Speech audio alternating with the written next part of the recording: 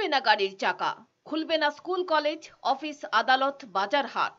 এই স্লোগানে কাঁপল সোমবার রাজধানীর রাজপথ। বার্তা দেয়া হলো শ্রমজীবী মানুষের স্বার্থ সংশ্লিষ্ট 12 দফা দাবিতে দুদিনের ধর্মঘট সফল করার। এদিন শ্রমজীবীদের মিছিল বেরোয় অফিস লেন সিটু অফিসের সামনে থেকে। মিছিলের অগ্রভাগে ছিলেন মানিক দে, পবিত্র কর সহ অন্যান্য নেতৃত্ব। শ্রমজীবী মানুষের পদভারে প্রকম্পিত হলো রাজধানীর নানা পথ। সিটুর রাজ্য সভাপতি মানিক দে বলেন, রাজ্য সরকার আতঙ্কিত হয়ে সরকারি সার্কুলার জারি করেছে, ভয় ভীতি দেখাচ্ছে কর্মচারী পরিবহন শ্রমিক মালিকদের। তিনি আশা প্রকাশ করেন, ভয় উপেক্ষা করে মানুষ ধর্মঘটে সামিল হবেন।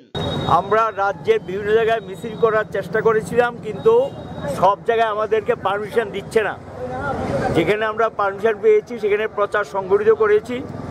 রাজ্য সরকার বিভিন্নভাবে এই ধর্মঘট যাতে না হয় আতঙ্কিত হয়ে ভয় ভীতির পথ বেছে নিয়েছেন। তারা কোথাও সেখানে সার্কুলার দিয়ে ভয় ভীতি দেখাচ্ছেন, বিভিন্ন জায়গাতে পরিবহন শ্রমিকদেরকে বলেছেন পারমিট বাতিল করে দেবেন ইত্যাদি ভয় ভীতি প্রদর্শন করছেন।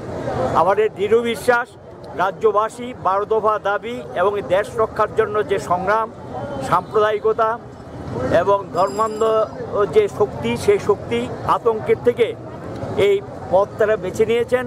এবারের দুদিনের দেশব্যাপী ধর্মঘট অন্য বার্তা দেবে মনে করছে তথ্যভিজ্ঞ মহল। ব্যুরো রিপোর্ট, চ্যানেল দিন রাত।